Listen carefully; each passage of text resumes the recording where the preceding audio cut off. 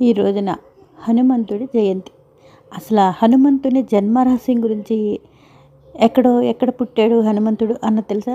అయితే ఆయన కర్ణాటకలోని హనుమంతుడు పుట్టాడని, పెరిగింది కూడా అంతా ఆ ప్రాంతంలోనే అని చెప్తూ ఉంటారు. హనుమంతుడి తల్లి అంజనాదేవి కేసరి అనే జంటకు కుమారునిగా జన్మించాడు హనుమంతుడు. గతంలో అంజన బ్రహ్మ న్యాయస్థానంలో ఒక అప్సరసగా ఉండేదిట. ఆమె బాల్యంలో ఒక ముని తపస్సుకు భంగం కలిగించినందుకు శపించబడింది ఆవిడ. ఆమె బాల్యంలో కాళ్ళు ముడుచుకుని ధ్యానం చేసుకుంటూ ఉన్న కోతిని చూసి ఆశ్చర్యంతో ఉత్సాహభరితంగా చిన్నపిల్ల అయిన అంజనాదేవి కోతిపై పండు విసిరిందిట. దీంతో తన ధ్యానానికి భంగం కలిగినందుకు కోతి రూపంలో ఉన్న ముని నిజ రూపంలో వచ్చి కోపంతో అంజనాను ఆమెను ఎవరైతే ప్రేమలో పడిన పెళ్ళైన వారు కోతిగా మారుతారని శాపం ఇచ్చారట.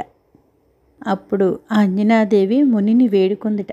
అయితే అంజనాదేవి తాను చేసిన తప్పు తెలుసుకొని తనను క్షమించమని వేడుకుందిట. ఆ ముని శాంతించి కోతి రూపంలో ఉన్న ఆమెను ఎవరైతే ఇష్టపడతారో శివుని అవతారమైన శిశువు ఆమె జన్మ ఇచ్చినప్పుడు తనను శాపం నుండి విముక్తి కలుగుతుందని వరమిచ్చట. ఆ శాప విముక్తి కోసం అంజనాదేవి భూమి మీదకి వచ్చింది. ఒక అడవిలో నివాసం ఉంటుండగా ఒకరోజు ఒక మగవాడిని చూసి ప్రేమలో పడిందిట ఆవిడ. ఆ క్షణం నుండి వెంటనే ఆమె కోతి రూపంలోకి మారిపోయింది.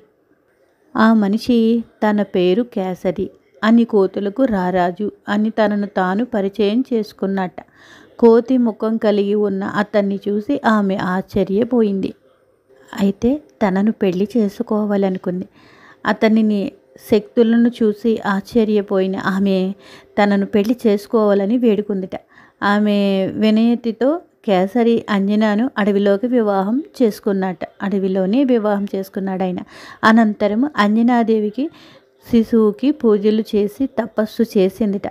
ఇందుకు సంతోషించిన పరమశివుడికి కోరికలు తీర్చమని చెప్పేసి శివుడిని ప్రాధేయపడింది. అప్పుడు ఆ తల్లి ముని శాప విమోచనం కోసం శివుడికి తన కుమారుడి గురించి జన్మించమని కుమారుడిగా కోరుకుందిట. పరమేశ్వరుడు తన అభ్యర్థనను ఆమోదించట. మన హనుమంతుడికి ఇక్కడ 5 ప్రసిద్ధ పుణ్యక్షేత్రాలు ఉన్నాయి.